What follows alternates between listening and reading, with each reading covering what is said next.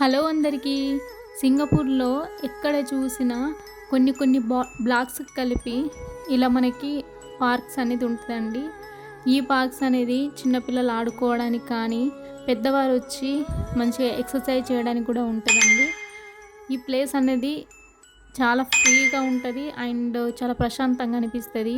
నాకైతే half day ఉన్నప్పుడు ఈ ప్లేస్ దగ్గరికి వెళ్లి కూర్చుంటాను. అక్కడ ఉన్న ఎక్సర్సైజ్ చేసేటటువంటి టూల్స్‌తో కూడా నేను కొంచెం సేపు ఎక్సర్సైజ్ చేస్తాను.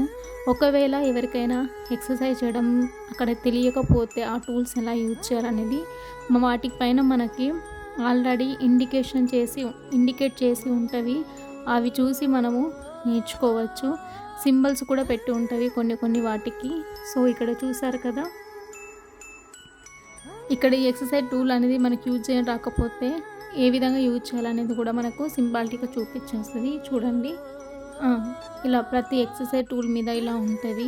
అండ్ వర్షం కొట్టినా కూడా అంత పెద్ద ప్రాబ్లమ్ అనిపించదు. ఎందుకంటే ఎక్కడ చూసినా కూడా ఫ్లోరింగ్ సిస్టమ్ వైస్‌గానే కనిపిస్తది. Please subscribe for more videos. Thank you so much. Bye.